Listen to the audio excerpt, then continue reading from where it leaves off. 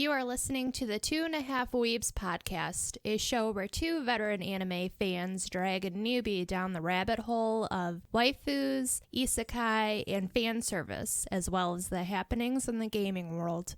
The show is recorded every Sunday live on the Mixer channels of Comfimus and Mr. Vengeance. Enjoy. All right, everybody, another episode of 2.5 Weebs. Hello, hello. How are you guys today? Are you talking to me or are you talking to chat? I'm talking to both. Why not both? Well, I've been awake for a solid 30-40 minutes. Very good. So far, it's all right. Yeah. I feel like I want to go to sleep for another 30-40 minutes. I need a nap. I don't know why. I'm just exhausted. Don't we all need naps? Hey, you want to have a 2.5 Weebs episode one day where we all just like log in, start streaming? It's like, all right, guys, be right back, and we all just take naps. What is this, Glad? That's what he's doing on the stream right now. Is he? Man. Yeah, he's literally having a nap in bed for like half an hour. Right Oh now. my god.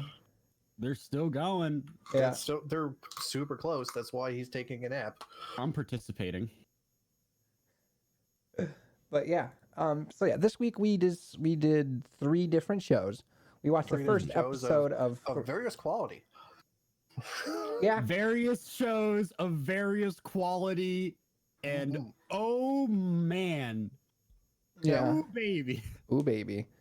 It was Now, basically to decide what show we're going to start covering weekly because Vinland Saga is now over for now at least. it is a tragedy, but Vinland Saga is done. Yes.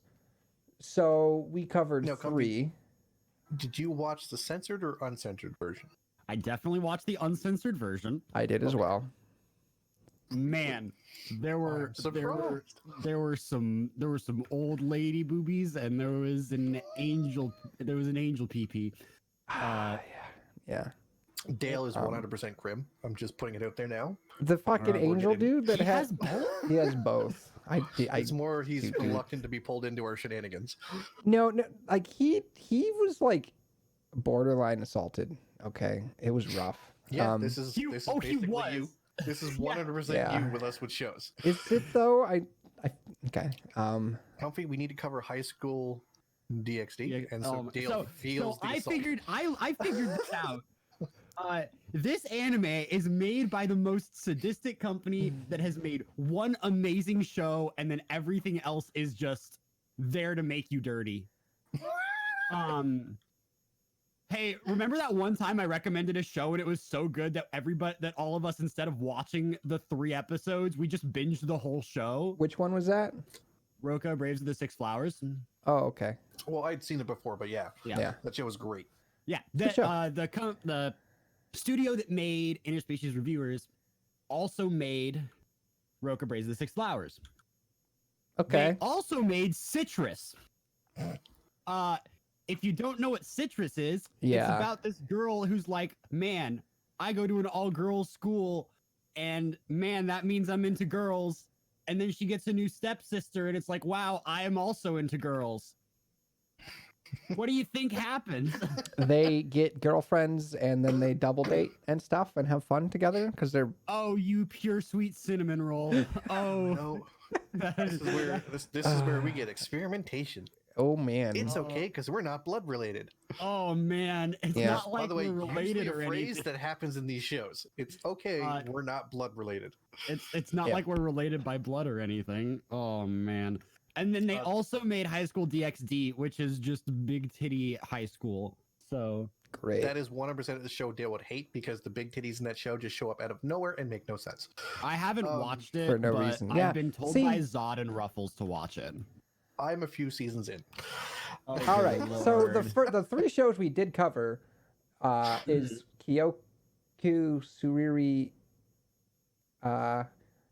is Suzoku Reviewers, and Oda Cinnamon Oda Cinnamon Nobunaga. Nobunaga. Yeah, Oda-sama Nobunaga, which is based on the main character's name. We have interspecies reviewers, and then I don't know the English name for the other one. I don't know. I know it's on Crunchyroll. I can get it. It is. Okay. So quick rating. Which one would you put as your bottom one? My bottom one, I would say Kyogu Suiri. which Okay. is surprising Spectre? I'm sure to you guys. Honestly, a lot of the reason of I assume what you guys have already decided we're gonna watch. We haven't. We literally. We haven't. Okay, Dale, I'm just- you I are wanna- so resigned. Before I'm we not on that side of the fence. Okay. Before we discuss the shows, I just want to hear everybody's ranking. So Dale, that's your bottom one. What's your second? The dog show or reviewers? I don't like. I don't know. They're like the dog show is funny. I enjoy the dog show in a weird kind of like. I don't know. I don't So you're particularly. not sure which of those two you liked more. I don't particularly like any of them, but like none of them have really been like I hate it. The interspecies reviewers is very much like there's a line, and it's Does it walk the line or does it like just jump over it into the deep end of the pool? I feel like it plays hopscotch with the line a lot, it plays a lot of hopscotch. You're right. Accurate. which is great. If it wasn't It for would the probably be if it wasn't for the fact that it kind of goes so perfectly in line with what we do on the podcast, I would say fuck fits this. Never ever gonna even entertain the idea of watching it again. it fits so well, But and it is a comedy show. Like, It fits well, and it's a comedy. We're 18 plus? Yeah. I had to lock my door when I was watching it. Yeah. I didn't want somebody to walk in while there was like 50-year-old grandma anime boobies on my screen. No, it was like see the young 500-year-old elf boobies. He can get away with those. It's the I can get away with that. I 100% can get away with that. I cannot get away with. All right, so Dale's kind of in a toss-up mode. So, Comfy, what did you rank these as? First, second, third? I'm for the most. Yeah. I didn't dislike any of these in particular. I'd actually probably put reviewers at the bottom, just because it's a lot. It's a lot to take in. Oh, so you really don't want to watch that show? I didn't say that. I will watch it and I will make content out of it. But man, there's a lot to take in with that show. Yeah. I was for it. I was for the memes, but it's just it's a lot. There's a lot. I don't know what else I can say about that. So I feel like we should just so talk. Where are you for second and third, or for second and first? Second, I'd probably put Cinnamon, and then I'd put Inspector at the top because I'm moderately interested in that because I like that stuff conceptually, but I have no idea if that'll be good or not. I don't. For me, my third place is Nobunaga by far. Like it's I knew you by a huge margin. I knew you would. Yeah, I don't. Inspectors is second, and Reviewers is first for me. I struggled to get through Nobunaga. Now, I agree with these guys. None of these are actually bad. They're all very, very different shows. They have very different. They're so different tonally. Oh my god. They're super different tonally. They're very different voice actor wise. Animation styles are very different. Dude, the animation styles are almost jarring going from one to another. Especially interspecies reviewers because it's so uniquely done. Reviewers is very uniquely done and there is by far the best animated out of these three. Yes, I do. I will definitely concede that point. It looks the prettiest. By the color saturation, how smooth the animation is. They had a lot of passion put into it. Like how consistent all the character designs are, how accurate the character designs are to the manga as well. Because I went ahead and read the whole manga that's available. Of course you did. So I was curious. But they stuck super well to the source material with this. So the manga is not actually like it doesn't stray into like adult territory either. So I know the show is not going to. Well, that's good because that was actually one of my worries. Typically, they tone stuff down from manga to the shows, right? No matter what it is. So look at Seven Deadly Sins season 3. People are mad. So this isn't gonna be like over the top. It's just gonna walk the line the whole way with comedy, which is great. Nobunaga, I think had the worst animation for me. Now that's not to say it's badly animated. It's you don't like that style at all. I just didn't like the style of it. does a lot of jump cuts as well to different like expressions. Yeah. And I think if it didn't deal with dogs, I would have turned it off. I am a huge dog lover. Yeah, but same. if this was people it was jumping around to like these shots with, I would have turned it off and look within like the first 5 minutes would have went, nope. Yeah. And that would have been it for me. The concept of Nobunaga is you have a bunch of ancient Japanese warlords who get reincarnated as dogs due to karma, being a bitch and saying, look, you suck. were assholes in your life. I loved how it started off, where it like starts off with like Nobunaga's death scene. Yeah. It's like where he's dying in like his actual like life, and he's like, huh, maybe I could be reincarnated as a dog in the next life. Wouldn't that be fun? Cool. He's like, wouldn't that be cool? And then it cuts, and he's like, wait, I'm a dog? God damn it, I shouldn't have said that to look cool. I hate it. Yeah, he goes from like being like a warlord to just being like, I don't even know what Shibu. it's. He gets he becomes reincarnated as he becomes a Shibu Inu, but like his entire like personality changes once he realizes the situation that he's in, because he's like, what the hell do I do? He's still kind got of the weird. same personality. It's just he's got like impulses from being a dog, and so he's like a good boy. Yes, he is a very good boy. When he got the belly rubs, he's just like, yeah, something like that. He's like, this pleases me. Yeah, like if it wasn't for the dog stuff in the show, as I said, I would have just turned it off. Yeah. I have no interest in watching episode 2. Do I think Nobunaga is going to find an audience? Yes. Oh, absolutely. It's a lighthearted comedy. It's cute show. It's gonna find a niche for sure. There are people who are gonna love this show. Yeah. Do I think it's gonna be one of the breakouts of this season of the new stuff coming in? No. But it's gonna be highly rated. People are gonna love this show. But for me, it's a no. Like I wouldn't.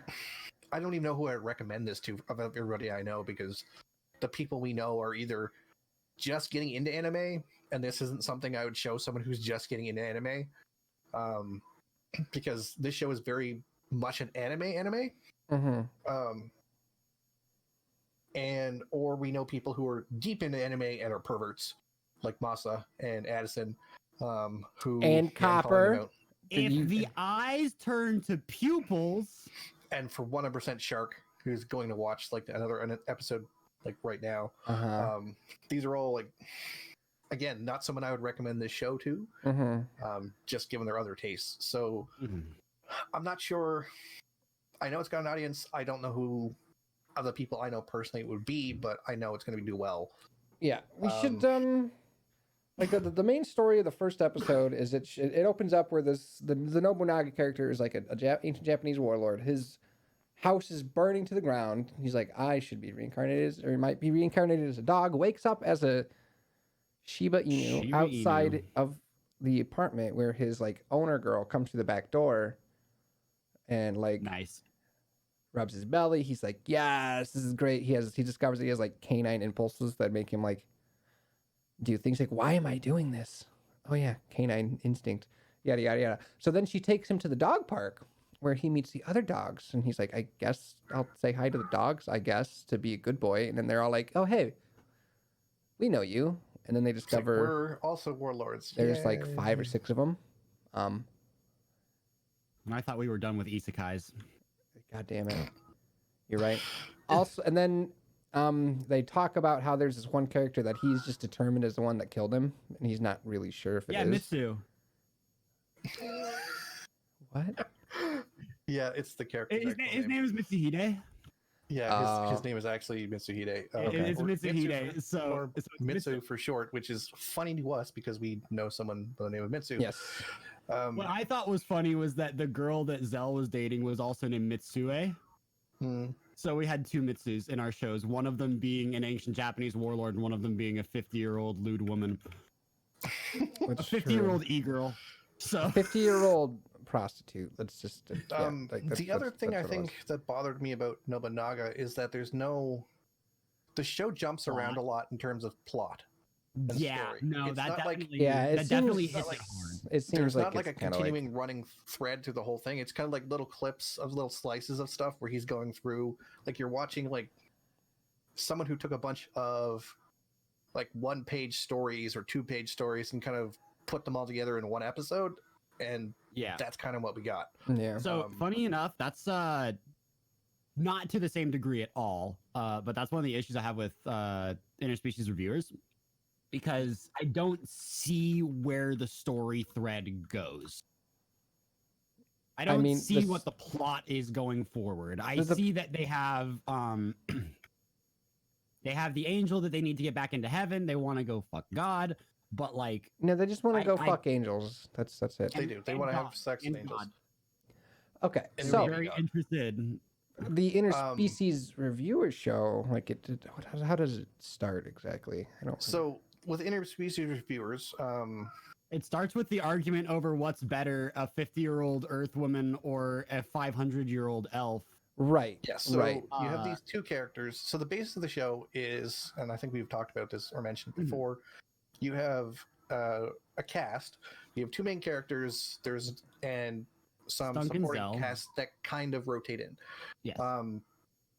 So our main characters are a human and an elf, and they're adventurers who basically only do adventure stuff when they have to, or to help someone out. Most of the time they spend is reviewing different brothels with different species in them, because that's how this world works. To bang every single race. Yes, they want to have sex with every single race to find out who's the best. And they have very different opinions on it based upon their own likes, interests, and the fact they themselves are different species. So their species looks for different things and mates.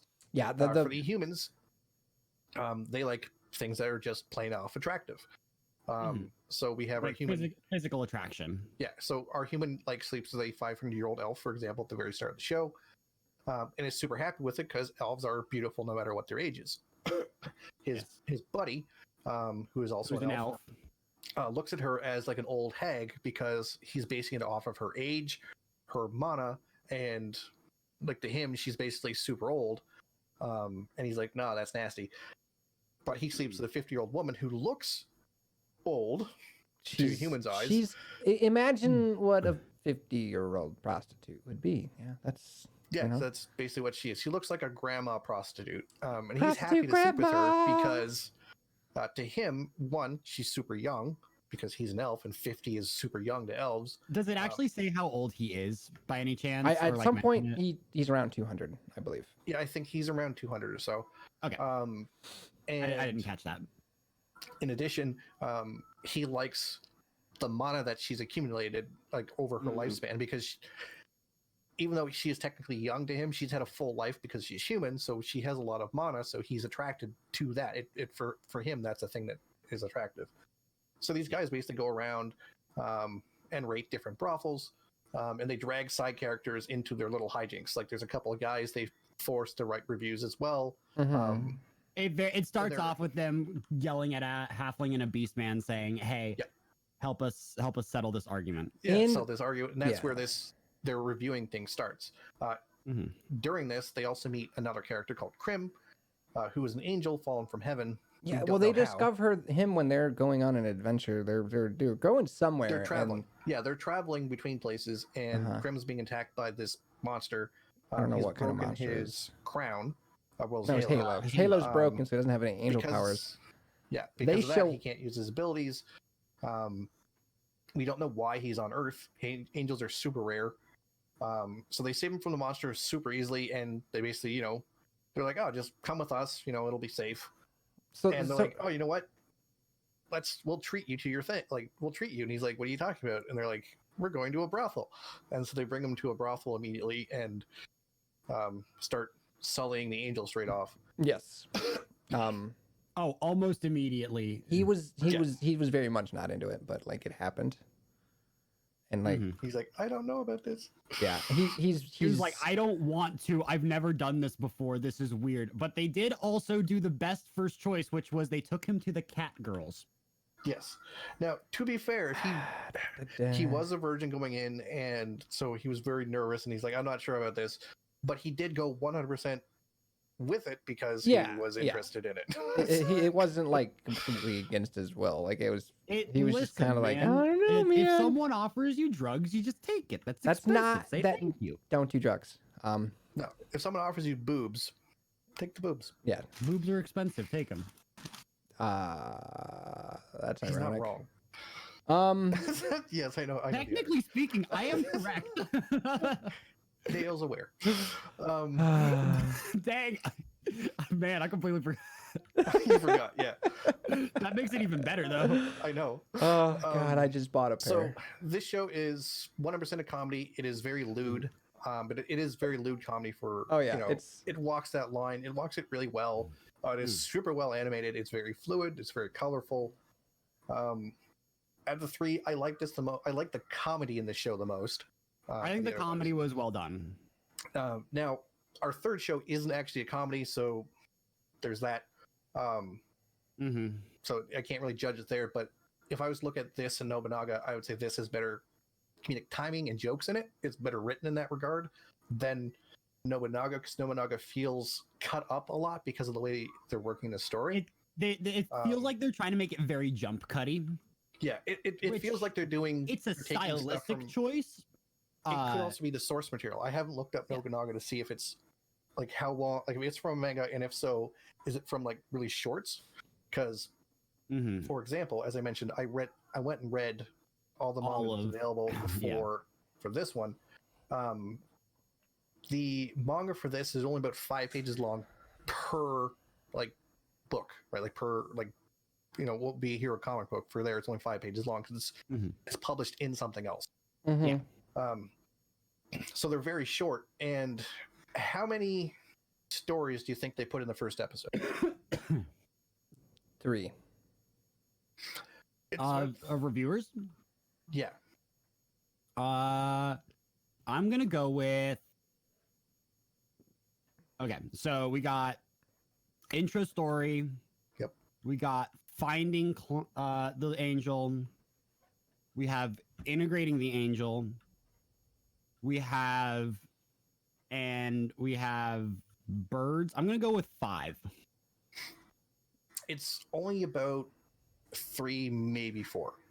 Nailed it. I called it. I am the best, guys. Like, I'm clearly the most skilled viewer. And you wouldn't think it's cut up like that, right? Unless you knew the source material, so or how long it is. So it that's the thing. Like a lot better. Some manga like that, like they can cut those 5 pages, and like a lot of shows will be like, all right, let's fit everything in here. And some shows will be like, or we can take these 5 pages and stretch it for 8 episodes. Yeah. And that does happen. So. Like, and they reordered stuff here too. Like they introduced Krim before he's introduced in the actual comic books, and it doesn't really feel like it's different. So probably good.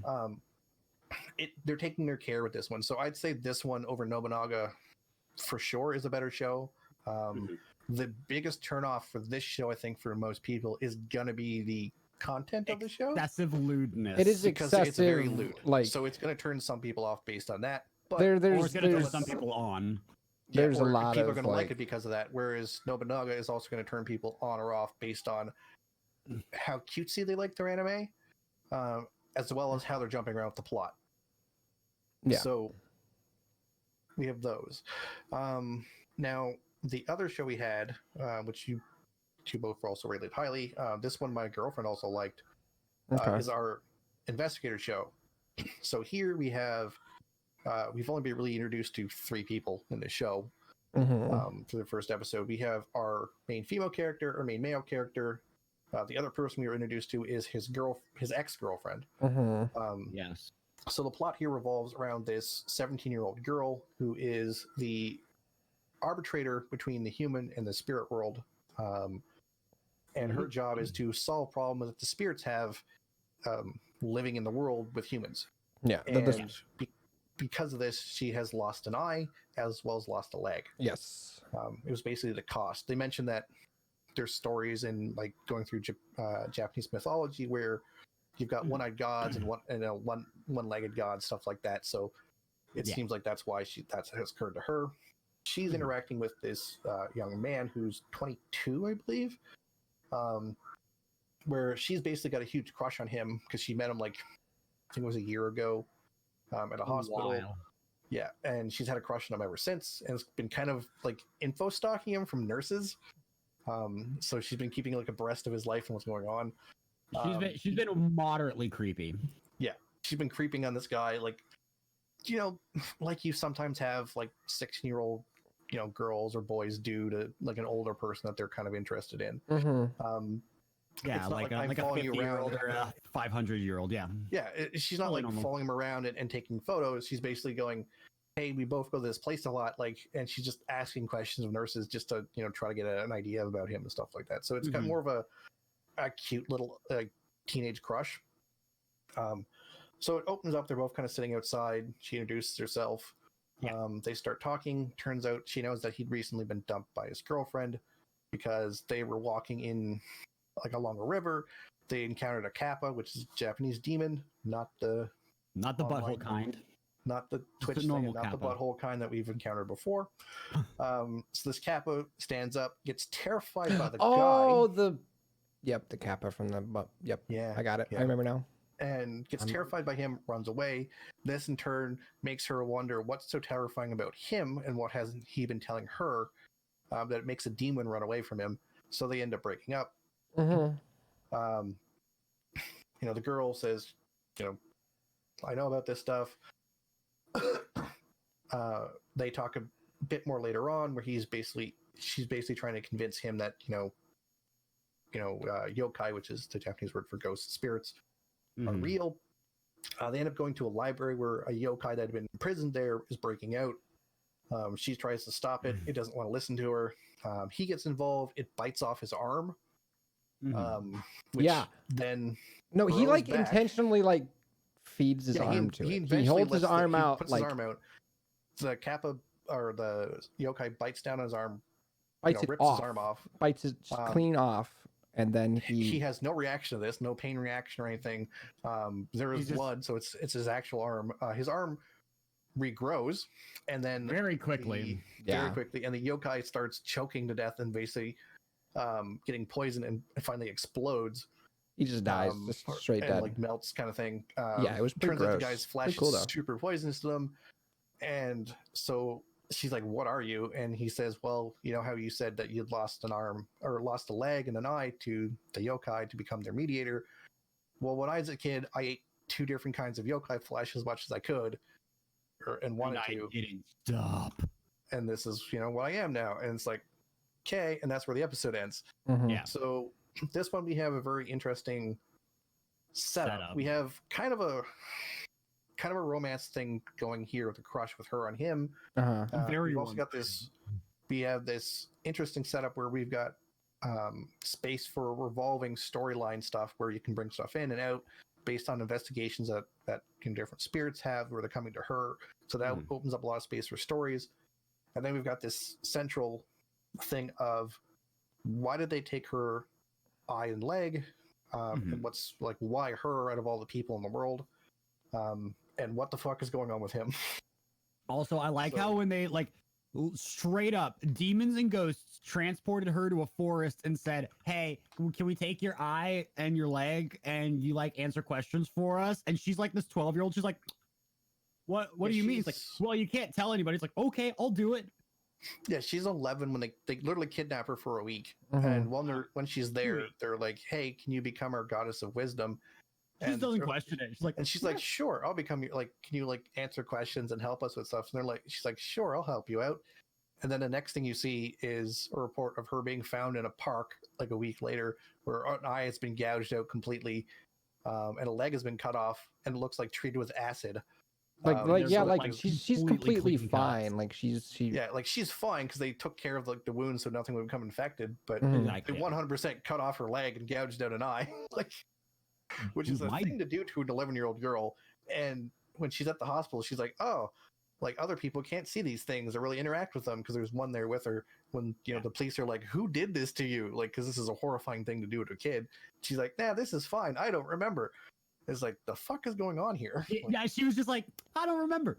Like, it seems like she didn't actually go through any pain in the transition or whatever. Yeah, which means she 100% knew and agreed to this, which is a weird thing for, like, it sets up a mystery there of like, listen, I can barely decide what I'm eating for breakfast. She decided to become a god at 11. Like, what is this? This is crazy. You know, as well as have like an eye gouged out and a leg cut off. Like that's a big drastic step. So there's some interesting mysteries at play there. Mhm. Voice actor wise, the show is fine. Yes. Animation wise, the show is fine. It could be smoother, but again, I'm comparing it to Reviewers, which has very, very smooth animation. Hey, you know what? They didn't make the demon thing at the very end. CG. No, everything is. They didn't make it CG. That properly. Yeah, it's. And it was well animated 2D as well. This show is well animated. I'm not in love with the desaturation of the palette of the show. I'm not either, but it's also I think it's shocking in contrast to Reviewers, which is extremely saturated. Yeah, and like I think Reviewers is no game, no life levels. Yeah, and I think part of it was when they introduced the demon at the end, and when his arm gets bitten off, the color of the demon and his blood are very bright. So I think they're kind of keeping it desaturated overall, and then like saturating it during larger scenes and stuff when they need or want to have that extra pop of color to make something pop a bit more, which is a very smart move. It is, but I don't. It has to be done right, though. Yeah, and it's a little too. The first episode was a little too desaturated. There's a lot of gray in this first episode because they're sitting outside a hospital and stuff like that. They're sitting outside a hospital. It's cloudy outside. Like it, everything that could make it gray normally did, and then they added a filter on top of that. Yeah, so it's very. The first episode was very gray. I'm hoping they pick up the color. Yes. In the next episodes or so. But this show is based on the first episodes of these, I would recommend Reviewers to certain people. I would recommend this show. I wouldn't.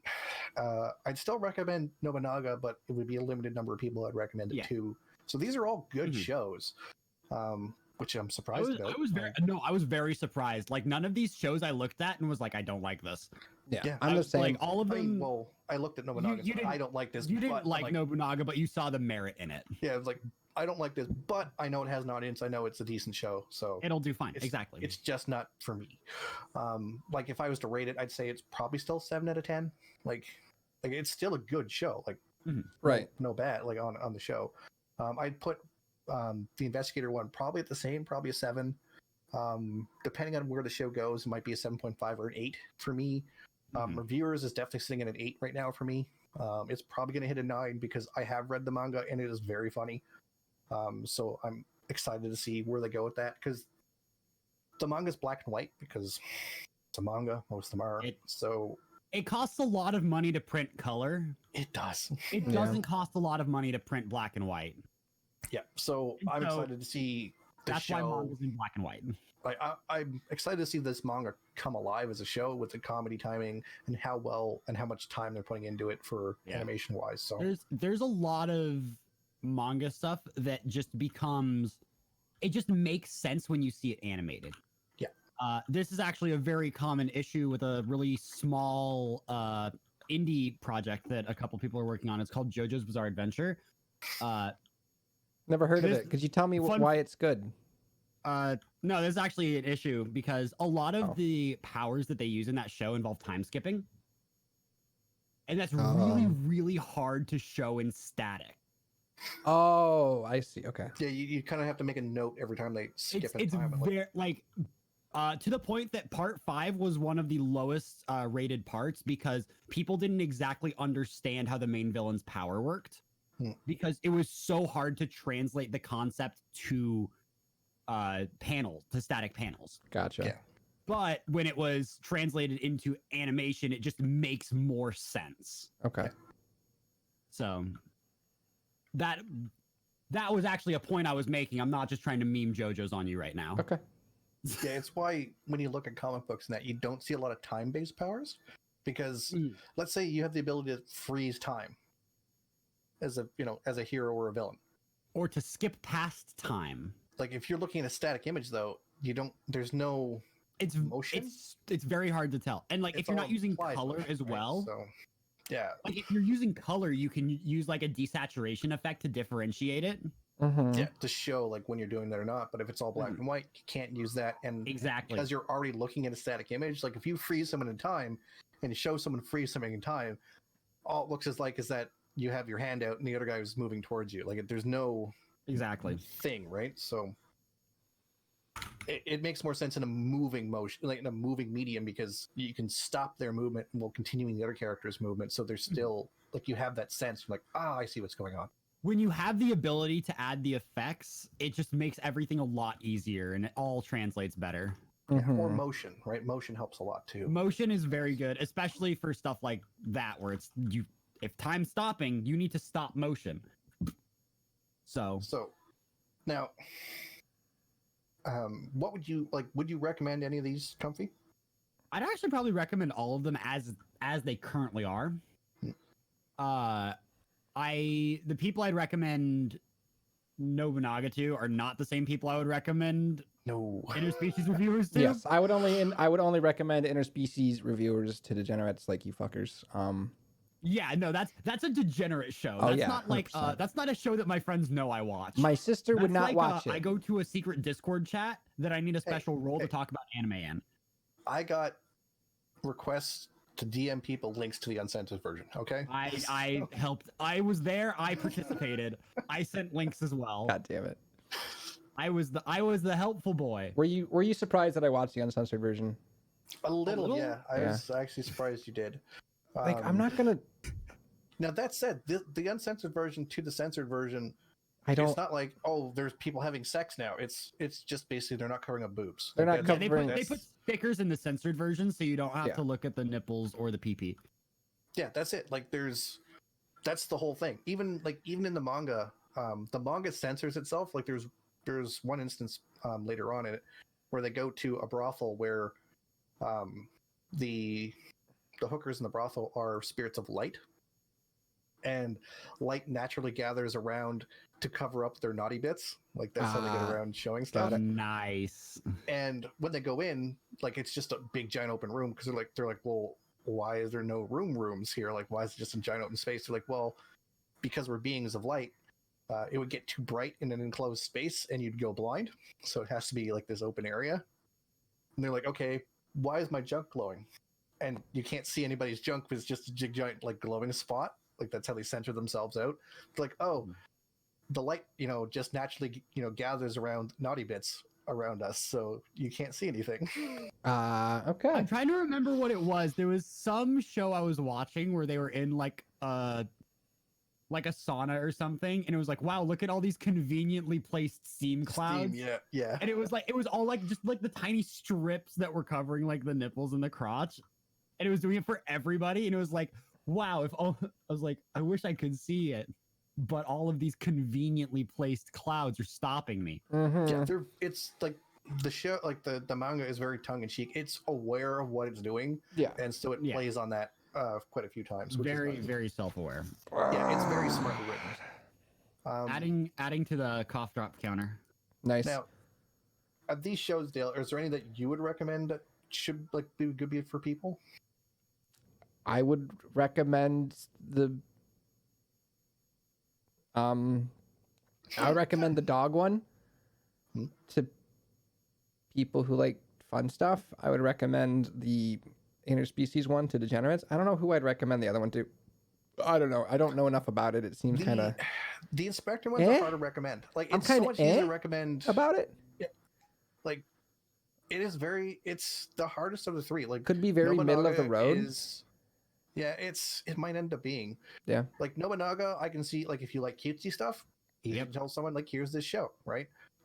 If you know someone who's like lewd jokes and, is kind of a, teenage boy or degenerate reviewers, like, it needs to recommend. It's the inspector show that's harder to recommend, but it's always hard to recommend mystery shows to people as well, because you don't know where they fall on these things, and because it's a mystery, until you see the whole show, you can't tell if it's a good payoff. It's kind of like trying to walk through a maze without a map, Yeah. Like, we kind of know where it starts and it looks interesting, but we have no idea where it ends. Yeah, it's the biggest question of the three shows for sure, I would say. And I think it's probably going to end up being the lowest rated of the three shows. Oh, probably. Like, not just from us, but I mean overall from like reviewers. I think it's going to end up being the lower rated of show. Like my anime list and stuff. Yeah, I think it's probably going to be like a 5.5 or a 6, maybe a 6.5 out of there when it's all done and finished. Nobunaga's I can see probably sitting at a 7.5. Yeah. And reviewers is going to be one of those polarizing shows. There's going to be people who don't like it just on the fact it has boobs in it, because there are people who are like, I don't like this, it has boobs. Yeah. Which isn't Dale, for anybody wondering. Dale actually likes boobs. But God damn! like, how many times do we have to have this conversation? I like tits with the right context. That's okay. That's what I said. Jesus. I'm not counting you among that. Okay. But there are people who see boobs at all in a show, like, you know, and anywhere, and they're like, oh, this is wrong. It's boobs. I mean, so you can quote me on that. Tits with context is great. Plot with context, yeah. Yeah. plot. I watch it for the plot, actually, believe it or not. But yeah, like, I don't know, Comfy, what do you think of did it cross any lines for you that were just like, I hate this? The show? Yeah, the interspecies. They brought in a Lamia at the end. I hate snakes.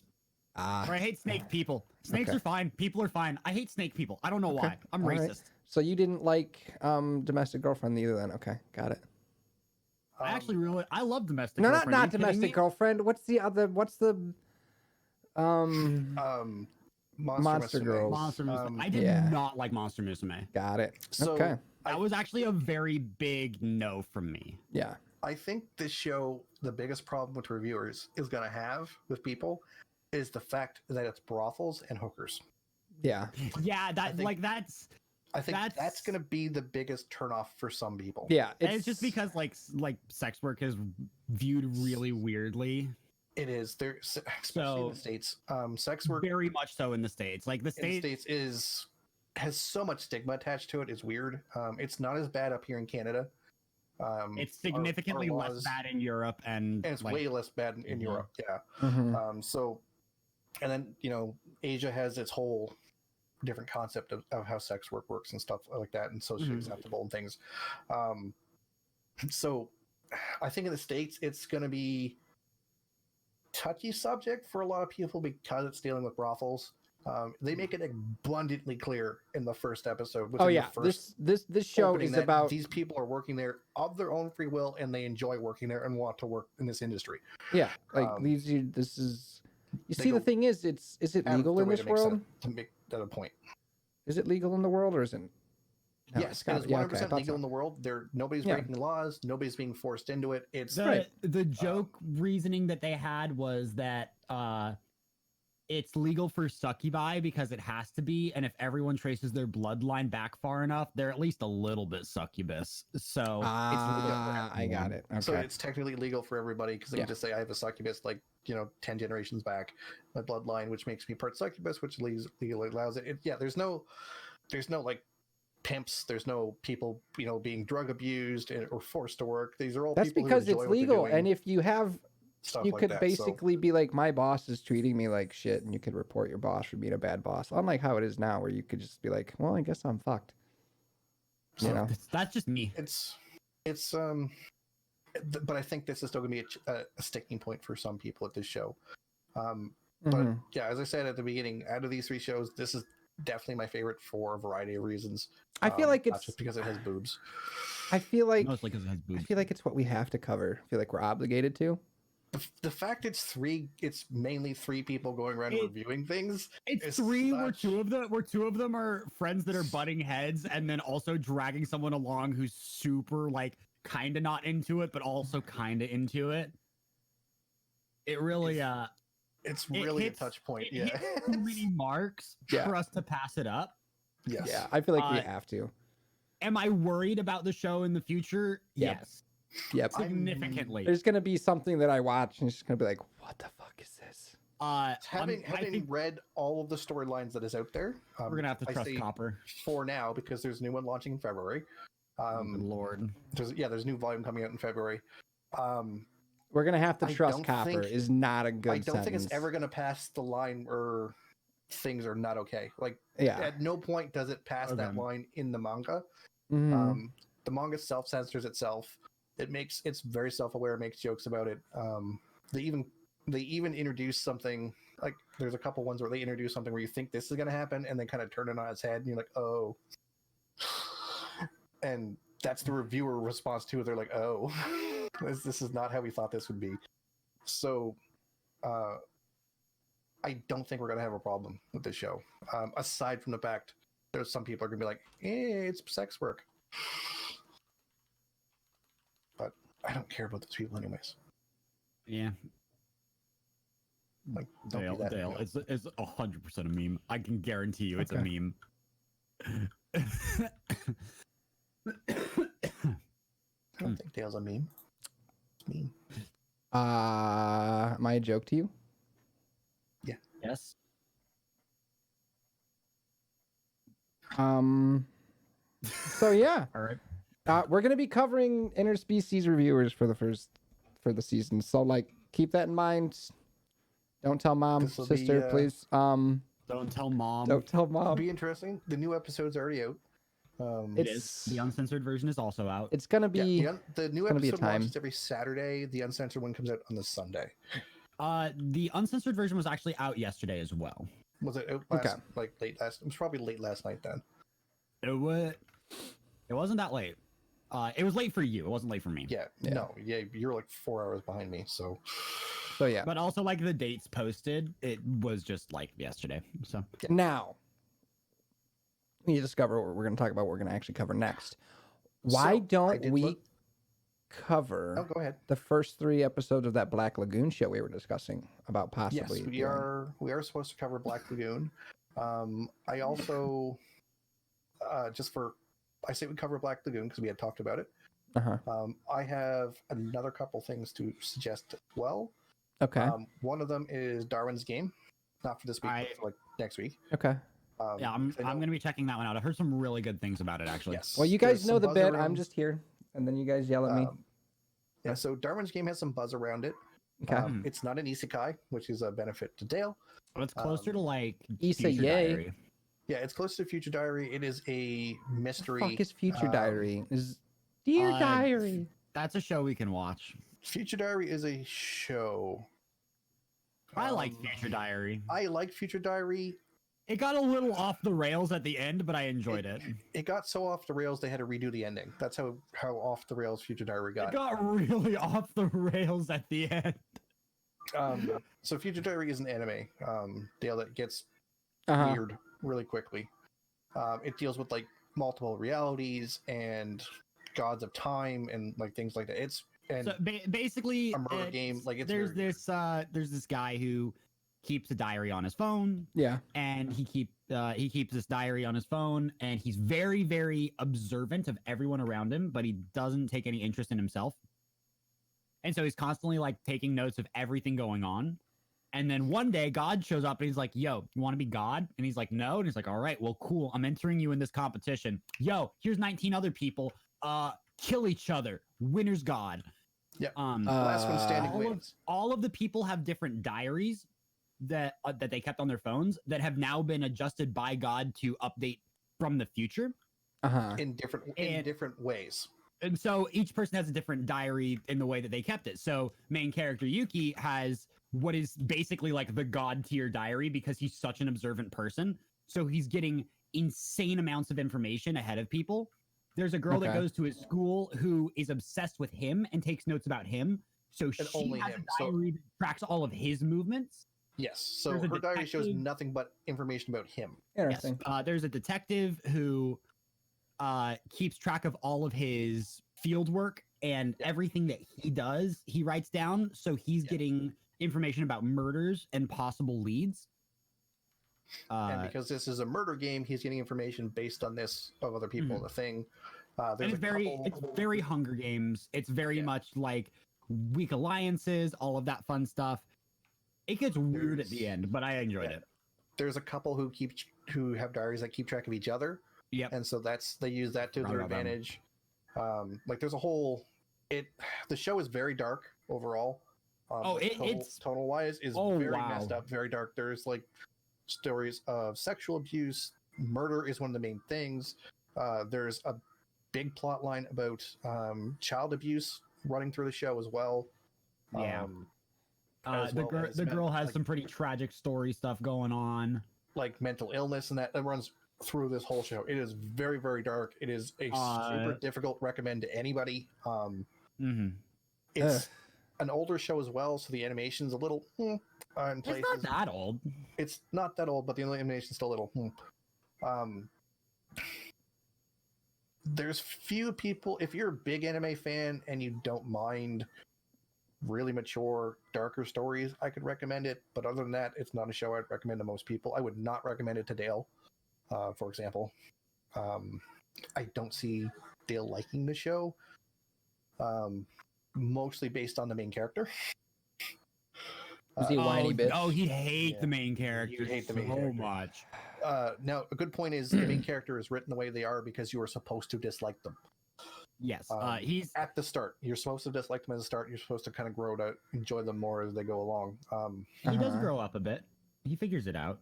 But yeah, you would hate the main person to start off. So Darwin's game is kind of the same way. Where a guy is invited to try a new mysterious mobile app game called Darwin's Game. Later realizes that he's in for what he bargained for. When he finds out there's no way to quit this game, and so he's forced to kind of go through stuff. So that's the new show. It has a lot of buzz around it. The other thing that recently came out is actually on Netflix, which is an actual anime, but it's a movie. Okay, so that's the thing. I would be down to watch a movie for one of these sometime soon. The interesting part about it as well is the fact that it's sort of based on a video game. So it's the Ni no Kuni movie. I saw. Oh my gosh! I was browsing Netflix last night. I thought I was insane. So I'm not kidding. No, you're not insane. It's like, actually on there. So Ni no Kuni is a video game series. There's 2 of them out. They're both very good games. They're very different in certain ways. They're both RPGs. They're very popular games. The first one has this like Pokemon aspect to it that I really enjoyed, and then the second one has like more of a normal party type of thing to it. But it also has like a kingdom building aspect into the game, which is kind of cool. And the stories are basically you have characters from the real world who are moved into an alternate dimension where they have duplicates. So it's kind of like a doppelganger thing. And what happens in the real world to one person happens in a usually more magical way or the same type of way to their duplicate in the other world. And some people don't have a duplicate, and this makes them have interesting effects because they're not mirrored. And so you basically have stories where you have, someone's brought over and then they're trying to fix something. Like in the first one, he's trying to help, I think it's his mother get better. And then in the second one, it's a completely different story and not really connected to the first Ni no Kuni game. And then the movie is kind of the same way. It's the same type of setup where real world, doppelganger world, and you have 2 guys who are trying to assist their friend who was stabbed in their world, in the real world, to them. And they got brought over to the other world, and they find out that the doppelganger of their friend is also really ill, and they're trying to save her life. And they're basically told that, well, one of them has to die. And they're on opposite sides of which one should die. Because each of them falls in love with a different girl from each of the worlds. And so it sets up this massive conflict between them, and that's the basis of the movie. So it looks super interesting. The other interesting thing is the Ni no Kuni games are very close to Ghibli in their animation. So it looks insanely gorgeous. Like the first game, for example, Ni no Kuni was done by Ghibli, like the animation in it. They actually took apart it. Yeah. Which is where the style came from. They kept it for the second game, and looks like they kept it for the movie too. So I'm super curious to see it, because the games are so good. They're extremely well received, and if the movie is anything like them, it's going to be good. Neat. So there's the other things I was thinking about, looking at next week, because I do agree with Dale. Black Lagoon is something we talked about back in December, so it's definitely something we should look at. We should do it. Plus, it's from the same people who made Cowboy Bebop, and I don't think as many people know about it. So I'd like to give it a little bit of a spotlight to, go, hey, there's this other thing that's made by these really good people that you should probably see. Yeah.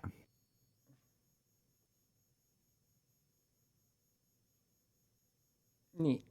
Na.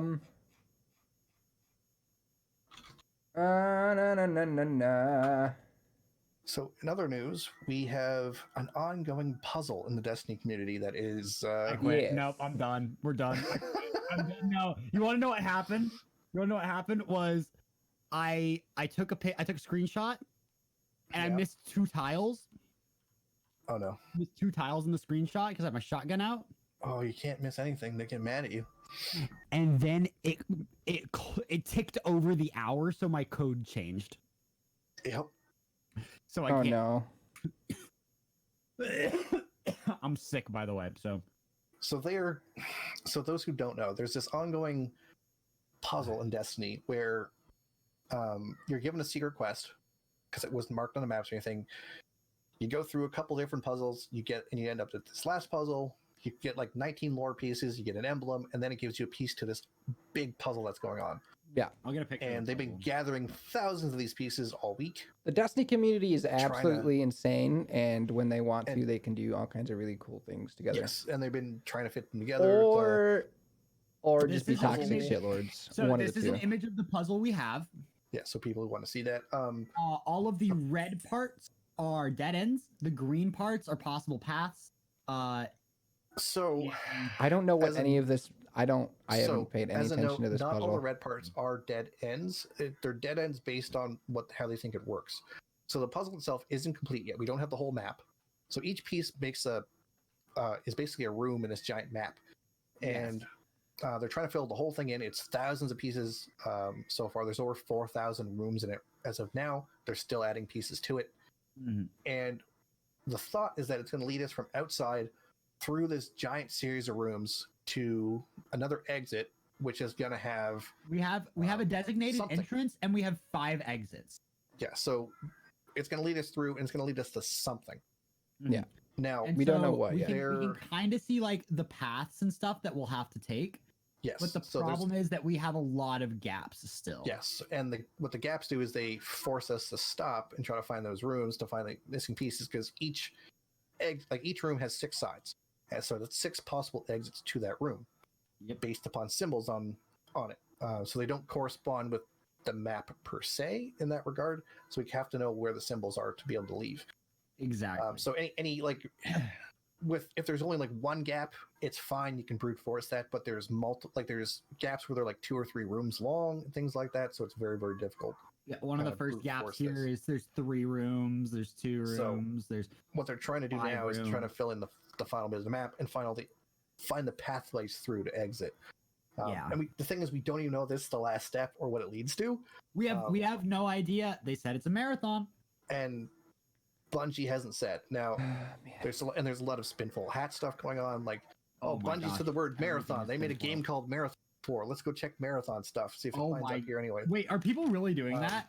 People were really doing that. I think they might still be. There was a lore mention previously that talked about a game called the Game of Flowers, where it's played upon this infinite board, and it lists these rules for it. There's like 4 rules, and so people like, maybe that corresponds with this thing, like, and how these room works and how we can eliminate rooms pathways. So there's a lot of spin foiling going on, and the thing is, people aren't really sure what it leads to. There's some people like, it leads to Bastion, which is a new upcoming exotic, but we know it doesn't. We know it doesn't because we have the quest steps for Bastion. Yeah. The only question there is where we get this chromatic sphere. So there's that. On top of that, we have people like, these are raised later. If this is for Bastion, people will be disappointed. Yes, that is the only way people are going to be disappointed in this, is if it leads to Bastion, or if it leads to something that says drink your Ovaltine, which I'm really hoping it does, because that would be fucking hilarious to me personally. The problem is, and I've discussed this before, but the issue with this puzzle isn't the puzzle, it's the reward. Because the puzzle is awesome. The puzzle is amazing. Everyone loves it. But the problem is, if we get through this puzzle, which has taken almost 2 weeks for people to work through. No, a week. It's only been a week. Oh, it's only been 1 week? Mm-hmm. If we get through this puzzle that it's taken almost a week to get this far, and we have no idea what the end point is, and we get something that is unsatisfactory, then the puzzle as a whole will be seen in a bad light. Yeah, and that is if we get a sparrow, if we get a ghost shell, if we get a ship. Yeah, it's gonna have to be a weapon, and the weapon's gonna have to be good. That's why some people are like, it's raised later, and then other people said, well, data mining has showed us there is a unused heavy Yeah, there's an unused rocket launcher. That's a solar rocket launcher. Some people are like, well, it could be Gallarhorn, like because they mentioned it. I'm really hoping that it's Dragon's Breath. Previous to this, yeah, that'd be hilarious, but That'd that would be terrible. an unsatisfactory ending, and people That would be mad. so satisfactory for me. Are you kidding me? That's the biggest debate for the Destiny community ever. And we just did 999 solo dungeon. So, yeah. See, a lot of the times the thing is the Destiny community sometimes takes things and runs with it on their own and hurts themselves. Like we shoot ourselves in the foot all the fucking time. Oh my gosh, it's insane. We were mentioning it before the podcast. Somewhere. We are the best and the worst game community at the same time. Yes. Yeah. Destiny community does so many good things, but at the same time, we can be so just garbage, toxic shitlords. There's been some great people working on this puzzle who have been, making a point to say this is a community effort in total. No one person is responsible. No group is singularly responsible. Hey, I'd like to come in and help out. Is that okay? And then there's other people who, when faced with that, instead of saying, yeah, come in and help us, this is great, are like, no, fuck off, stop stealing our hard work and trying to take all the credit for yourself. You don't fucking deserve to because you weren't here from the beginning. Like, this is our work. You don't get to do anything with it. Just, go away. You're a pleb. There have been some bad gatekeeping and like that, despite I can think of one unfortunately notable streamer who's trying to run a narrative saying there's nobody trying to gatekeep, which is not true. Yeah. No, there's always going to be people trying to gatekeep, and it's either I'm not you weren't here from the beginning. I'm not surprised with that single individual saying trying to change a narrative because it's something they've done before because they are a piece of shit.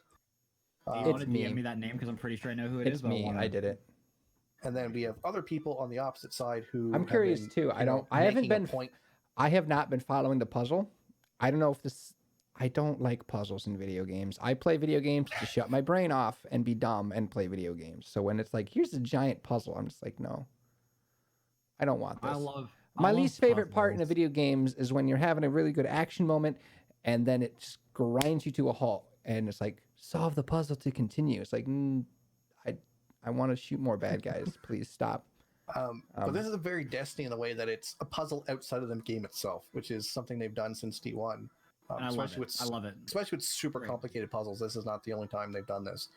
But we've also had some really good people in the community like Glad who have been making an extreme point that this is a community effort in total.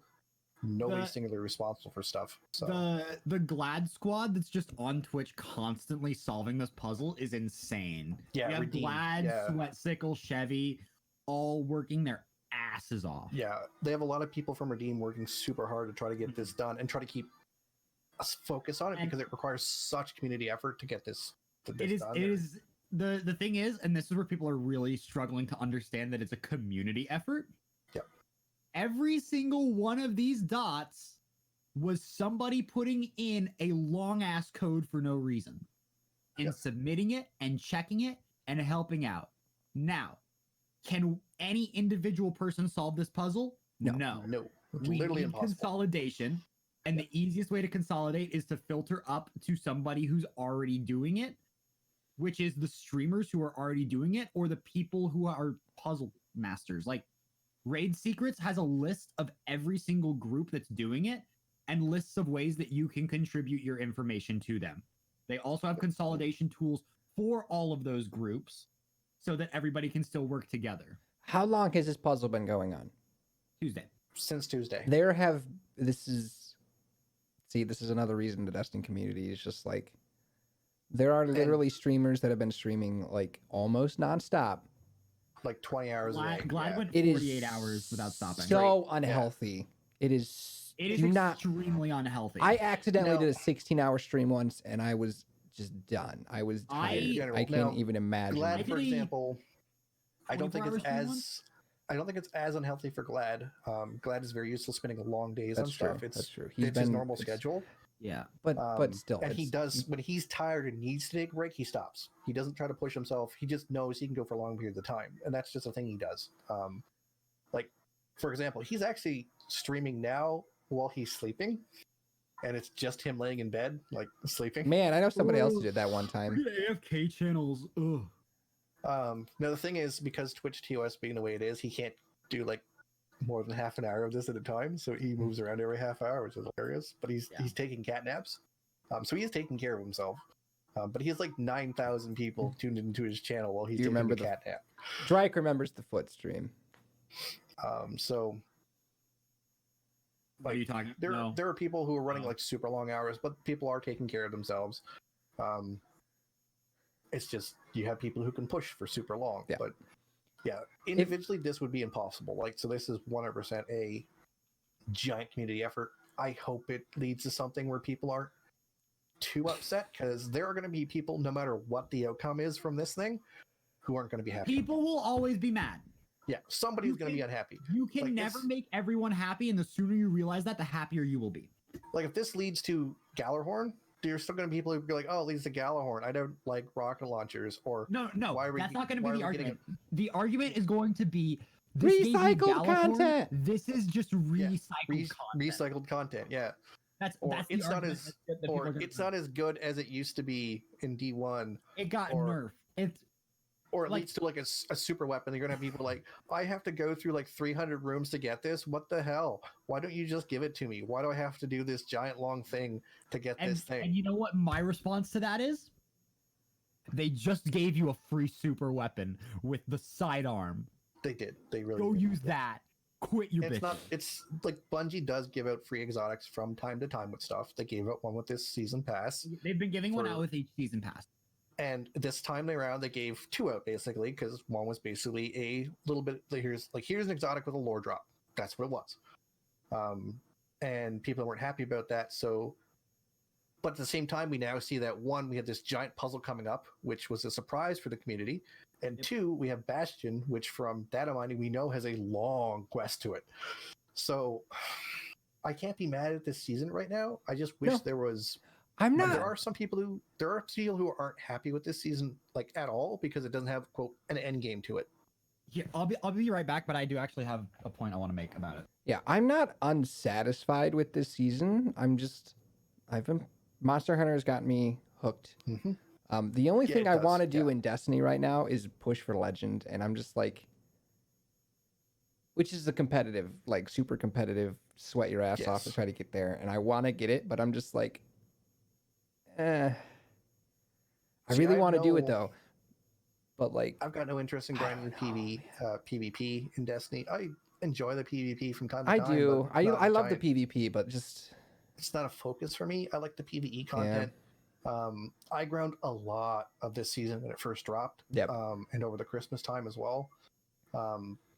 So I don't have anything left to do right now in Destiny. Like, I have everything done that I can do until February for like getting the new title and pin, because that was my focus for this season. Right. Because I'm a huge fan of Saint 14, so I've been loving all the lore stuff and that we've been getting from him as well. I'll do this puzzle thing when they follow it. I'll go through and get it, whatever it is it do. Experience that, get all the lore and things like that for it. But yeah, till then I've been taken up by other new launch, which I know has also consumed Comfy, which is Monster Hunter Iceborne. Yes, I think we talked about that last week too. Like, yeah, I've been playing it, which is a good time. I haven't beat the game yet. I keep getting distracted. Well, there's a lot of content in this. Like, even before you get to endgame for Iceborne, because it adds a new endgame to it. Yeah. It adds a story that is just as long as the main game story, for one, which is incredible.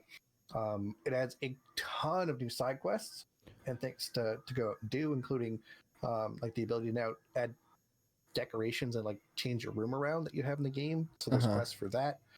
There's a roadmap out for it now too, Seth. Yeah.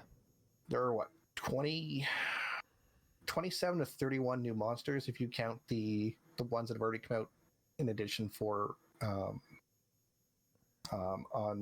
console. Right. There's a couple more monsters coming for PC, so there's like 31 new monsters. It's like 27 big monsters and 4 new small breeds of monsters, which is a huge number of monsters. That's, again, like the base game added in over as well. We know they just released a roadmap, so we know they're adding in more variants of. There's going to be new monsters coming. There's new cosmetic stuff coming in. There's new zones coming in for the second map that comes in at actual end game. And this is all free, correct? Yeah, and the roadmap stuff is all free. So the end game stuff assuming you have Iceborne at least. Yeah, if you have like the way Monster Hunter works is that you buy the main game, you buy the DLC, which is Iceborne, and then if you want to buy cosmetic DLCs, you can. But all content related like additions they add to the game, to base game and to the expansion here are free. So it's only the big content drops you buy. Then they add more to it for free throughout the year. So it's events are free, new monsters are free, new armor sets from them are free. They'll add in event cosmetics, which are free. They're adding in new zones as well in the coming to the end game zone, which are going to be free as well. And the end game for Iceborne is, the same kind of loop as you get through playing through the game normally, but they add in a twist to it. So you can go on these expeditions to this new zone where you can level up different areas of the zone. And the more you level up a zone, it'll bring in monsters to that zone that are unique to that area. The higher level, the more rare monsters will come in. Yeah. And then how much you level up that zone affects other zones around it. So they'll you're not spending as much time there, so they'll start going down in time. So you have to kind of balance your time if you want to keep all your zones high up and things like that. So, and because they're expeditions, you can go out with people all the time. You don't have to worry about carting as much, which is awesome. So they added an actual end game to the game, which is great. But the overall, they added in new weapons as well. They added in a couple new mechanics with like the clutch claw and things. Yeah, it's pretty fun. So they added a crap ton, more than worth it the price for Iceborne for sure. Yeah, absolutely. Plus, it's not on sale anymore. It might not be on sale anymore, but it was on sale. I don't know if it's still on sale. It was on sale where it was like $50 for the base game plus Iceborne. The DLC alone costs $40, so like you could have bought for an extra $10 the entirety of the thing, which is just that was a great deal. If you haven't tried it, if you've never tried out Monster Hunter, or you've only tried out one, the old days where things were a lot more like you had to manage a lot more stuff. It is on Game Pass. Yes. So if you have Xbox Game Pass, go try it out there. They've added a lot of quality of life stuff to the game, both in the base game and in the expansion. So it's worth it. If you any interest at all, go try it out. Play around with different weapons if you're new to it, for sure. Because the biggest thing I see from people is like, oh, I didn't really like the game until I tried this weapon, and then it clicked for me. Each of the weapons plays extremely different from one another. So because of that, try them out. Something will probably click with you. They all play a very different style of game. Yeah. So it's super interesting. So yeah. I don't think much else has been going on besides like the Destiny thing, besides us playing a crap ton of Monster There's Hunter. been more delays. Oh yeah. Like I don't know what game I'm going to be picking up in the future next. Like I have Temtem coming out on Tuesday, which I already have access to. I just picked up Tarkov. So like Doom Eternal, maybe. Have you heard about this indie project coming out? It's called Animal Crossing New Horizons. I don't really play anything on this. I don't play on the Switch very much. Never coming out. But as a quick note, as Dale mentioned, that's the other big news. We had some delays this. Yeah. We had Final Fantasy VII get delayed. I don't really care. I won't be playing that. I won't be playing the event. I'm probably won't be playing the Avengers. I'll be playing Final Fantasy VII when the other ones come out. I'll play Final Fantasy. Yeah, I'll wait until I could play through them all. Play the first one and then have to wait. I want to be able to go through them. Yeah, and then I will probably not even do that because that's a huge amount of time. The Avengers game got delayed, and the big one that I'm sad about because I wanted to play it sooner, but I'm happy that they're not rushing it out the door, is Cyberpunk delayed. Mm-hmm. Yes, I will play Cyberpunk 100%. Like that's going to be too massive for me to not want to see what the hype's about. Like to answer a viewer's question, it's a very cool. It's like a sci-fi first-person shooter RPG thing. For a couple of weeks, and I signed up the first day. Yeah, that Magic the Gathering action RPG that was marketed as an MMO turns out it is not an MMO. It's like a 4-player kind of thing, like Diablo. It is. Okay, here's the thing. It is between an ARPG and MMO. Okay, either way, it is by two companies that are notorious for making free-to-play things that are aggressively monetized with aggressive It's microtransactions. also from the same people who made Remnant. Okay, what but you also have to look at Magic the Gathering. It's a trading card game. Trading card games are the original pay to win. Granted, that's the essence of a trading card game. You're right. Actually, the original pay to win was to buy the boxer that you were betting on brass knuckles. Listen, Linda. God damn it. But yeah. Actually, the original pay to win was buying mercenaries. The issues with the Magic game, and we don't know how it works because if it comes out and it is not aggressively pay to win, I will be surprised. And then I will try it, but I have zero interest. It is free to play. They haven't mentioned monetization for it, so it might just be cosmetics. That's the hope. That is generally the best way to do.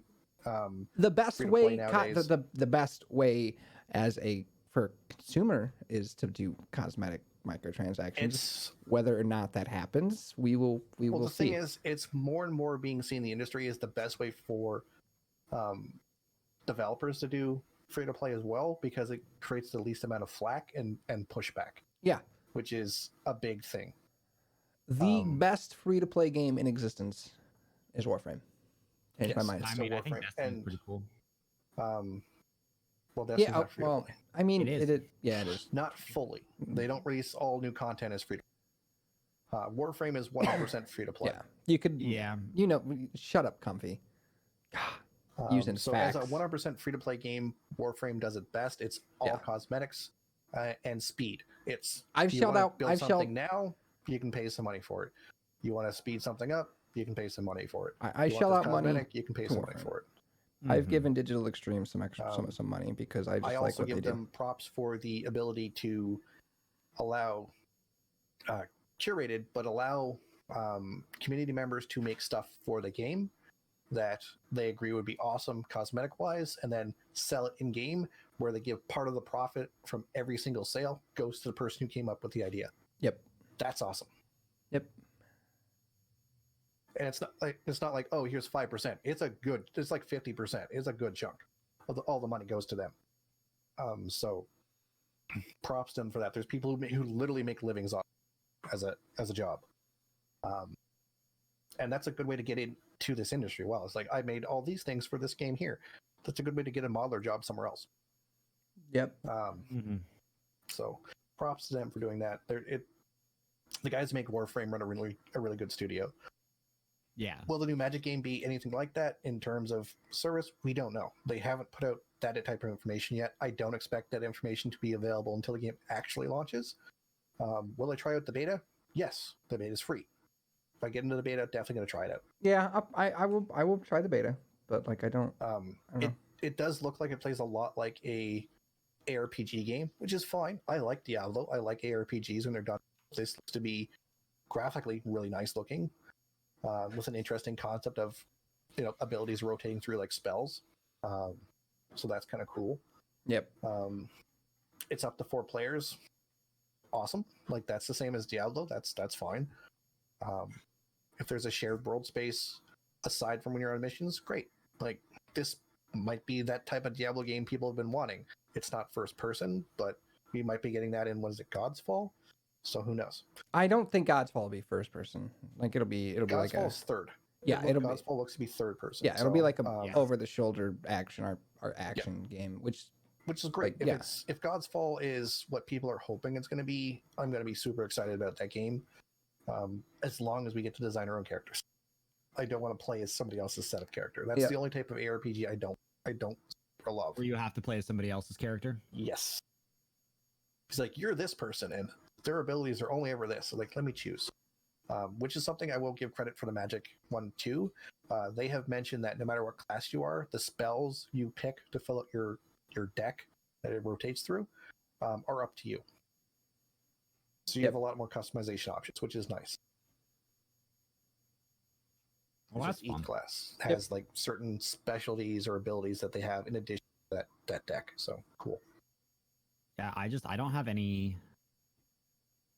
I don't have any games I'm really looking forward to right now because they delayed them all.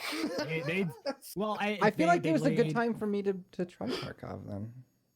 It is. Yeah. It's a good time to try other things that have been out for a while that you've put on the back shelf, like things like Tarkov, maybe some RPGs or single player games that are. Yeah, it would have been a great time for me to finish out. To do Outer Worlds. Except people, if we're, unless, as Dale mentioned, Temtem's coming out like 2 days from now, which would be cool. I'm looking forward to trying that. As a note, it is only available in 2 days for people who are playing it on PC. Yes. If you are one of the backers who backed it on console only, you do have the option until tomorrow, so do it today, to switch from console to PC. Note that will lock your final version of the game to PC as well. So if you only back one copy, you want to play it on PC when it comes out in early access in 2 days, make sure you do it, change your thing to PC from console, because console players are only going to get to play when it is fully released, which is, according to the devs, not in until a long time. 2021 at the earliest. Yeah, So, I'd definitely say hop the PC train there. Just get the early access because. Well, I have both. I have a PC. Well, I'm just gonna console, say so. the naysayer in me says we don't even have proof that it'll come out to console. So, not saying I doubt these devs, but man, Kickstarters don't always go through. Can have a bad history. However, I am an original Kickstarter backer for the game. Yeah, that's how I got my code, because he had two, and for some reason he chose me. Access to their Discord. The devs are very vocal. They answer a lot of questions. That's good. They're very good in communicating to their players, because for the reason why they can make the game in the first place. So they've been very open with us about dates and things like that. As soon as they have information, or if there's issues that they have to rework stuff for, they're very upfront with this, which is great. They've been very communicative. I've been part of Kickstarters where that has not been the case, and it's kind of been the opposite, where people are like, we're doing it this way, and then they don't talk about anything for 6 months, like, oh yeah, by the way, we've changed our minds, no input for new people, haha, you're not getting the thing you want. My one of my favorite Kickstarter stories was there was a cup that you were supposed to be able to pour whatever drink you were drinking into it, and the cup would be able to tell you what was in the cup and how many calories it was, right? Right? Seemed interesting.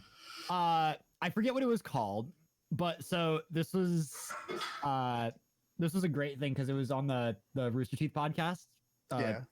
Bernie bought it for Gavin as a gift 1 year for Christmas. They never got it. It cost $200.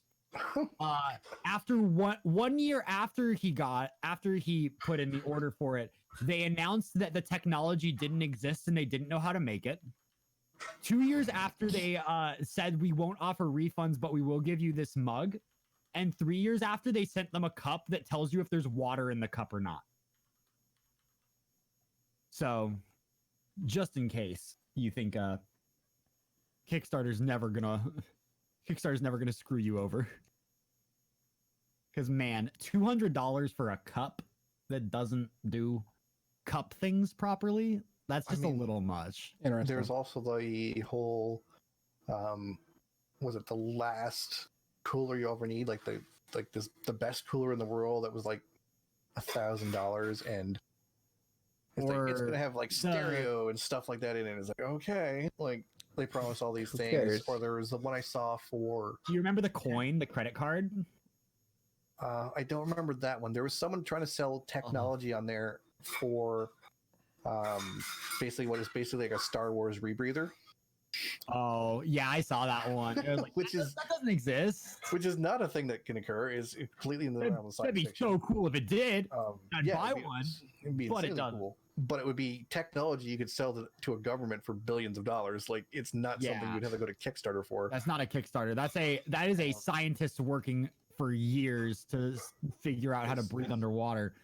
When you invent something like that, think of the guy who invented aerogel, right? For those who don't know, aerogel is this substance that has almost zero heat transfer. It is a fraction of a weight. It's called aerogel because it's so light. When you pick it up, it basically has no weight to it. It was also invented in some guy's kitchen. Dude, that's how a lot of the stuff is made. Like invented in his kitchen from chemicals that are completely legal to buy, and then the government came in and said, "Yeah, okay, give us that," and want it. That's where it went. Like, because that's what happens with actual technology that is, useful. Or you have the case of the college students up here, university students up here, who basically invented a actual invisibility cloak, for camouflage. Like it literally. Oh yeah, the camo tech where it's like glass that you go refracts light around it. It's a cloth-based system, so you can put it on anything. Ooh, I haven't seen the cloth. I've seen the riot shields and stuff. It's the same technology. I'm pretty sure. They set it up to it's basically a cloak. Like it's the technology is placed on a fabric, so you can drape it over anything, and it functions like an invisibility thing. You can see, well, technically, quote, see through it because it basically reflects what was behind it in front of it now, and that's what you see. Mm-hmm. It's like as long as it's not moving, you can't tell where it is. It's insane how good it is. The government came in and said no, stop, and that's where that went. So, because certain things are like, stop that, please. Like, yeah, NASA's Jet Propulsion Laboratory, things like that. Like, this is what happens when you invent a real technology that's worth billions. Kickstarter is the most notable thing that came out of Kickstarter technology-wise is VR. Yes, actually. In truth, I forget that Oculus came out of Kickstarter.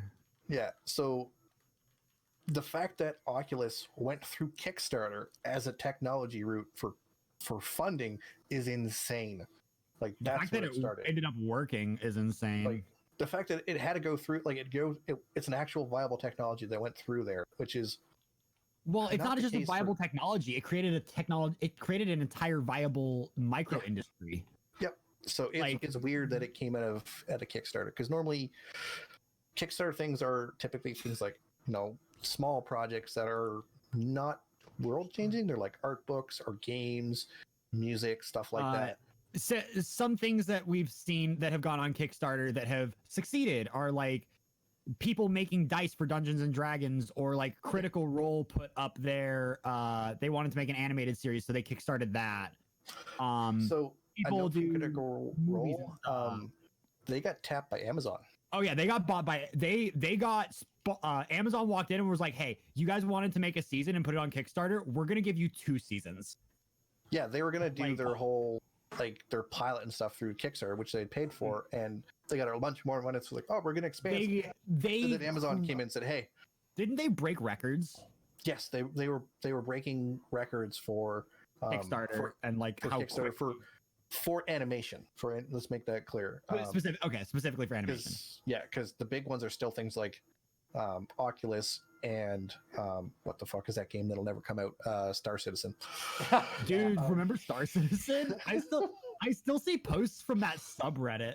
I'm not kidding. They're still raising money. Are you kidding me? They're still making that game. They are. It looks amazing. If it ever comes out, I'll buy it.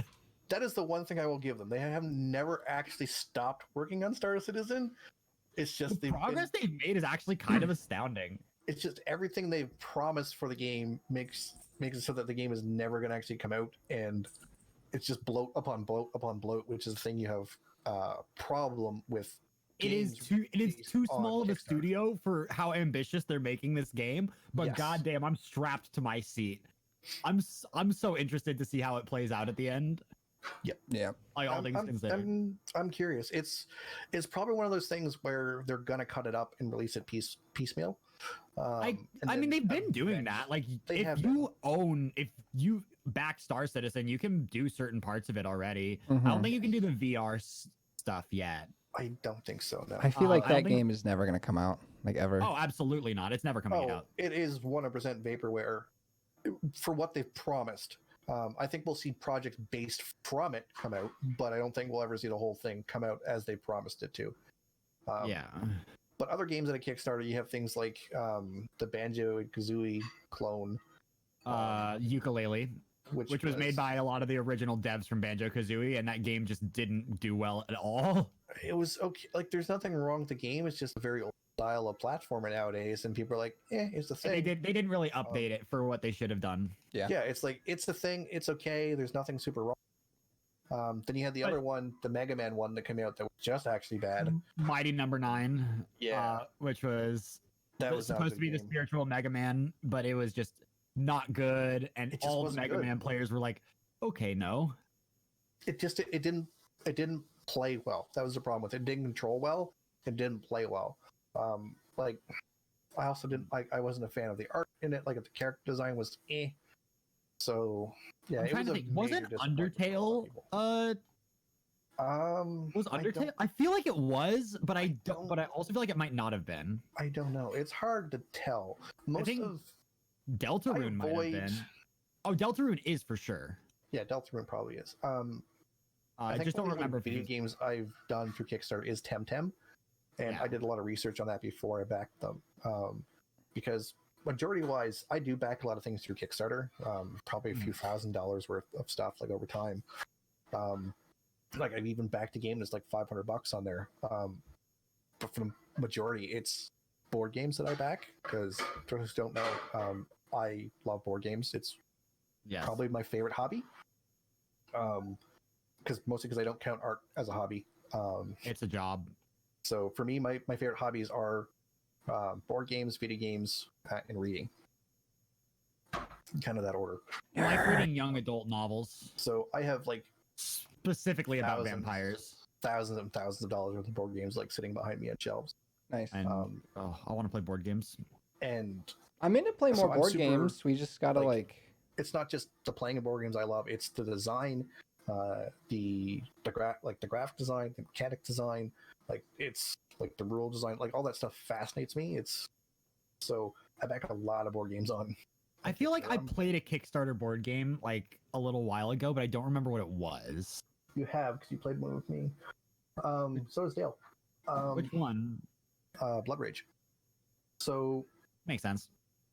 So there's that was the Viking one. See, I liked that game. That is the Viking one. We could play. We should totally play that at some point again on tabletop. But like the thing with board games is that a lot of companies actually go through Kickstarter because it functions not so much like if you give us money, this project will appear. It functions like a focus group.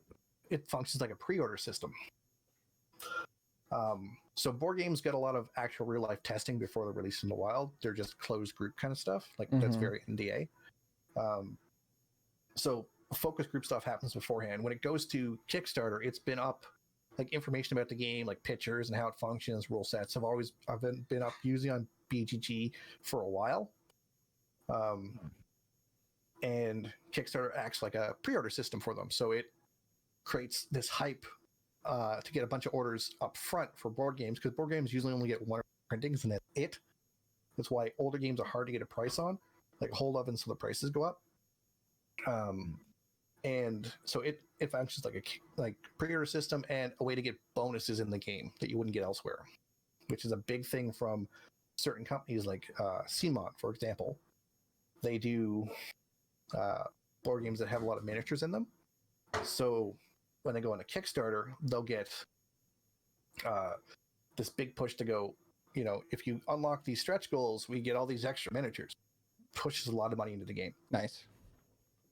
People like stretch goals. People like miniatures. I'll stretch your goals. Dude, I don't really know what that means. Look at the Warhammer community. People love miniatures.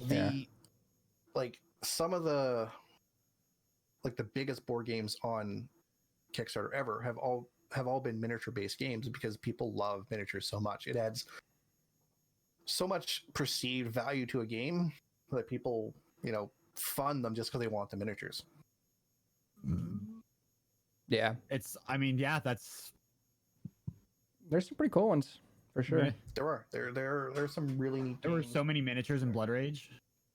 And that's a small miniature game compared to some of the games they put out. Yeah. You should see the number of I've seen Warhammer. Well, Warhammer is all miniatures, right? It's not an actual board game. I want the Dark Souls nobody game. actually plays Warhammer. They just make miniatures.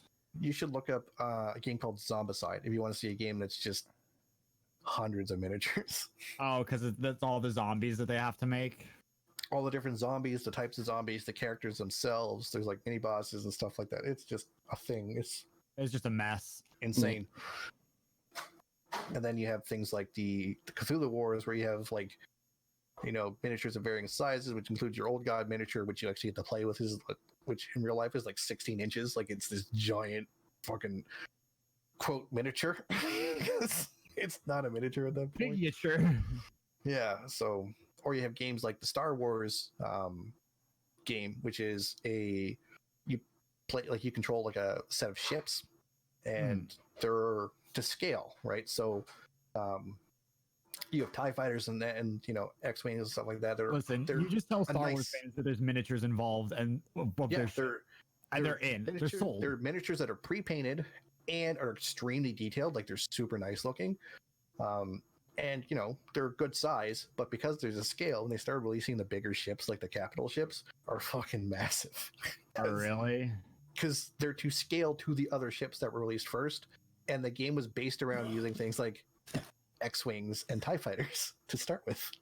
So they're a good size, right? Because they want to have a good size for people to play with. And then they started releasing bigger and bigger ships, and they're like, oh, cool. These are getting pretty huge. That's what she said. No, she didn't. I mean, if she said these, I've got questions. I don't know. Yep. All right. Can I call the police? No, you're not allowed. Can I delete someone else's post? Maybe. All right. So, next week, we're doing the first 3 of Black Lagoon. Is that correct? Black Lagoon, and we're following the second episode. Is that on Netflix? Interspecies Reviewers. Is Black Lagoon on Netflix? No. Is it on Crunchyroll? No. I don't believe so. I don't know if it's on Crunchy. Okay. It is an older anime, so we'll probably have to find a link for it. So people who do want to follow along, it will be a little harder to follow along Black Lagoon because, as I just said, it's an older anime, and as mentioned previous in the episode, it's not a super well-known one, even though it's from the same creators as one of the best-known animes ever, which is Cowboy Bebop. Yes. Okay. Cowboy Bebop being the anime. Yeah, it's a good one. It's the bar for a lot of people measure every anime against. It's a good bar. It's a good bar. Yeah, it's hard to argue that being the bar for a top tier anime because it is. Everybody puts it at top tier because there's no reason not to. Well, it's beautiful. It has a compelling story. It has interesting characters. Yep. The animation is so smooth, and it's all the best. It's got good color saturation. I'm not a jazz fan personally, but the soundtrack of this anime works insanely well. Like it's beautiful. It's good. So it's the bar to measure stuff against, really. Someday we'll have a measuring system. We should probably sit down and figure one out. But yeah, how many Ruin or Gigantes? I haven't tried him yet. Oh, it looks like 15, like 18 minutes or so. Nice. Oh, you've been doing it? Okay. I just finished it. I soloed it. It wasn't that bad. It really wasn't. People talk this up so much. If you guys, I was going to bother you to play afterwards to finish him in the final boss. If people wanted to come watch you finish Monster Hunter right now, where would that be? If people wanted to right now come and watch me finish Monster Hunter, they should check out my channel at mixer.com/Comfamous. Or if they want to get tweets for when I'm going to go live to play Monster Hunter, they should check out my Twitter. Or if they want to see pictures of the socks I'm going to be giving away tomorrow because they're cool, they should check out my Instagram. All of those are Comfamous. And if they want to get merch from this show, they should go to designbyhumans.com/shop/Mr. Vengeance. We should have mentioned that earlier.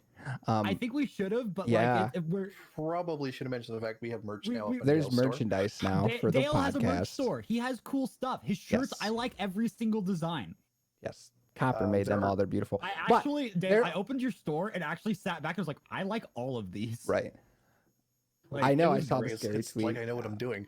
But yeah, there's it's like Copper knows what he's doing. Ooh. But you can. Did you plug the link? Did you say the full link?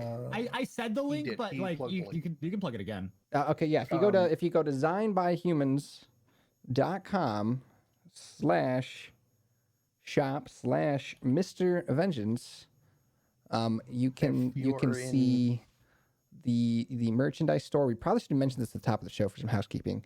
We really should have. There are 2 shirts dedicated to the podcast. There are other shirts just for my channel and all that fun stuff.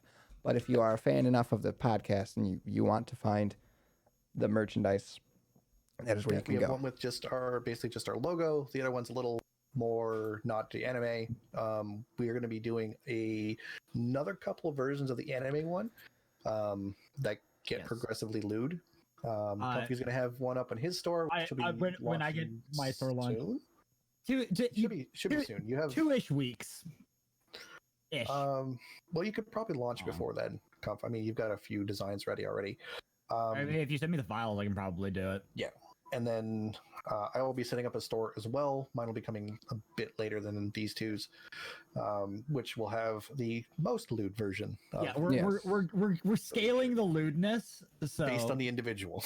So yeah, I have. Dale has a nice anime design. It's actually quite mega nice. wholesome. Is it really wholesome? I really like it. It's super. It's cool. good. They're all good. You know what?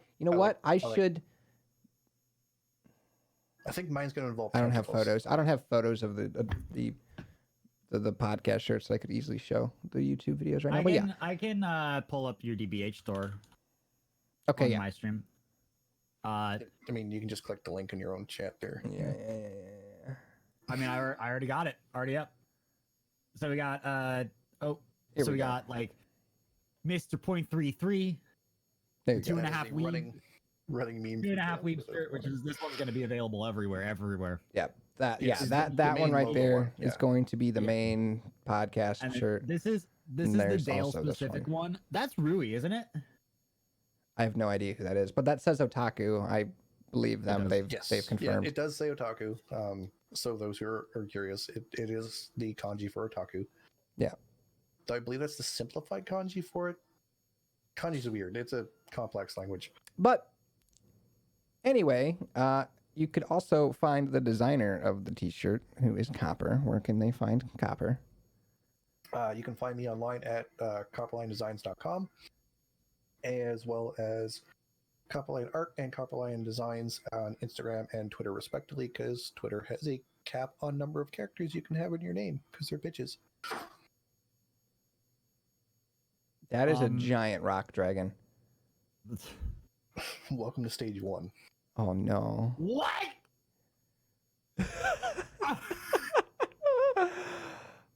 Fair note of warning. Comfy. Oh, dude, me IRL. If you die during that fight, even if you're past stage 1, you go back to stage 1. All right. This week on Ruined Outros, once again, it is unfucking believable how on point we are each week ruining the outro. Copper, did you plugged your shit? I plugged my shit. You can find me at mixer.com/MrVengeance, and the Twitter and Instagram is _MrVengeance. Have good nights, guys. Have good weeks. Next week. But what about your store, Dale? You didn't plug your store. I plugged my store twice. Dragon. Next week, 3 episodes of Black Lagoon and the 2nd episode of Interspecies Reviewers. Bye. See you next week.